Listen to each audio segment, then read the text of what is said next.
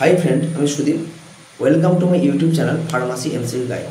আজকে আমি আরেকটা ভিডিও নিয়ে এসেছি যে আমাদের কাট অফ মানে সবার মনের মধ্যে একটা প্রশ্ন যে আমি 20 পেলে কোথায় কত র্যাঙ্ক হবে কিনা, আমার 40 পেলে সরকারি র্যাঙ্ক হবে কিনা, আমার 50 পেলে হবে কিনা, এবং অনেকের মধ্যে কাট অফ নিয়ে অনেকের মধ্যে একটা টেনশন কাজ করছে যে কী হতে পারে। আমি আবার বলছি, আমরা এটা প্রবাবলি একটা আইডিয়া করছি, 19-20 একটু হতে পারে, খুব বেশি হয়তো হবে না। কিন্তু কাট অফ নিয়ে প্রত্যেককে বলবো টেনশন করার মতো কিছু নেই। আমি একটা মার্কসের এভারেজ গড় বলে দিচ্ছি, সেই হিসেবে তাদের তারা মাইন্ড প্রিপেয়ার করে রাখতে পারো। আমি আবারও বলছি, একটা ধ্যান ধারণা, একটা প্রবাবিলিটি থেকে বলছি আমি। সেটা হচ্ছে যে যারা মোটামুটি 70 থেকে 80 65 থেকে 80-র মধ্যে এই রেঞ্জের মধ্যে যারা পেয়েছে তারা কিন্তু মোটামুটি আশা করা যাচ্ছে 1 থেকে 5-এর মধ্যে কিন্তু থাকতে পারে। এবার আমি যতটা কলেজ খোঁজ খবর নিয়ে দেখতে পেয়েছি যে এই 65 থেকে 80 রেঞ্জের মধ্যে স্টুডেন্ট সংখ্যা কিন্তু কম। এবার প্রাইভেট কলেজ বা কন্টাই পলিটেকনিক বা আদার্স যে পলিটেকনিক কলেজ এবং সরকারি কলেজগুলো থেকে যেটা দেখতে পেয়েছি যে 65 থেকে 80 রেঞ্জের মধ্যে স্টুডেন্ট সংখ্যা কিন্তু খুবই কম, ঠিক আছে, একদমই কম। এবার থাকতে পারে বাইরে এদিক ওদিক করে হয়তো লুকিয়ে চুকিয়ে থাকতে পারে, সেটা আমি বেশিরভাগ মেজরিটির দিক থেকে বিচার করছি, কোনো পার্টিকুলার 1-2 জনকে নিয়ে বিচার আমি করছি না। এবার তাদের কিন্তু 1 থেকে 5-6-এর মধ্যে র্যাঙ্ক করে একটা সব থেকে চান্স কিন্তু থাকে, সব থেকে বড়ো চান্স 90 থেকে 95% চান্স কিন্তু থাকে। এবার এই 65 থেকে 80 রেঞ্জটার মধ্যে 5 জনও থাকতে পারে, আবার 2-3 জনও থাকতে পারে। সেটা 3 থেকে 5 জনের বাইরে কিন্তু বেশি থাকার কোনো সম্ভাবনা আমি কিন্তু দেখতে পাচ্ছি না কোনোভাবে। ম্যাক্সিমাম 3 জন থাকার চান্স থাকতে পারে, এবার বাইরে ভিতর 2-1 জন এক্সট্রা থেকেও যেতে পারে।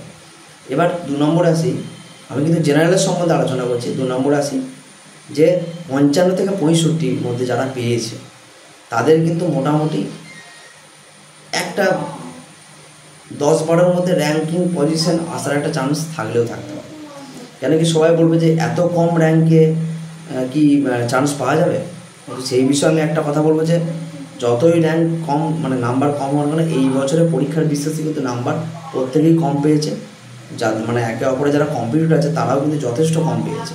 তো সেই সূত্র ধরে কাট অফটা কিন্তু অনেকটা কম নামার একটা সম্ভাবনা থাকতে পারে। আর তো 52 থেকে 53-এর মধ্যে কাট অফ কিন্তু নেমে যেতে পারে। আমি চান্স বলছি লাস্ট সিট পর্যন্ত 52 থেকে 53 পর্যন্ত কিন্তু কাট অফ নামার একটা চান্স থাকে, একটা আইডিয়া করে বলছি। আবার নাও হতে পারে, কিন্তু 70 থেকে 80% একটা চান্স আছে। এবার যারা SC ST বা আদার্স ক্যাটাগরি আছে তাদের কিন্তু কাট অফটা 50-এর নিচে পর্যন্ত নামতে পারে। 50-এর নিচে হয়তো তারা দেখা যাচ্ছে যারা কোনো ক্যাটাগরিতে আছে, SC হতে পারে, OBC হতে পারে বা ST হতে পারে, তাদের কিন্তু নিচে নেমে যাওয়ার চান্স আছে।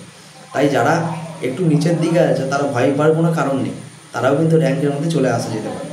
এবার যেহেতু সিটটা একটু কম, সেই কারণের জন্য হয়তো 52-53-এর মধ্যে যারা আছে যারা, তাদের কিন্তু একটা চান্স আছে যে একটা সরকারি কলেজ পাওয়ার মতো, ঠিক আছে। তো মোটামুটি কাট অফ 52 থেকে 53 একটা জেনারেল কাট অফ দিতে পারি আমি আইডিয়া করে একটা, এবং কোড ক্যাটাগরিগুলো তার নিচেও নামতে পারে। এবার আমি একটা গ্রস ক্যালকুলেশন করে বলছি, ভিতরে কোনো ছেলে থাকলে সেটা হেরফের হতেই পারে।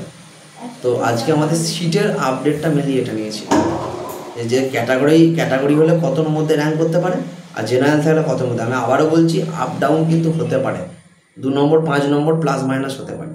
এর মধ্যে তোমরা নিজেরা চিন্তা করতে পারো যে আমার র্যাঙ্ক কত হতে পারে। সেই তুলনায় যারা মোটামুটি আশেপাশে র্যাঙ্কের মধ্যে আছে 45, 40 থেকে 50-এর মধ্যে যারা আছে, তারা কিন্তু মোটামুটি একটা ভালো প্রাইভেট কলেজ, নিজের ইচ্ছা মতো চয়েস মতো প্রাইভেট কলেজ কিন্তু পাওয়ার একটা চান্স আছে, টপ প্রাইভেট কলেজ যদি আমি বলি, ঠিক আছে। তো আজকের ভিডিওটা এই পর্যন্তই ছিল, যে আমি কাট অফ নিয়ে বেশি বাড়াচ্ছি না।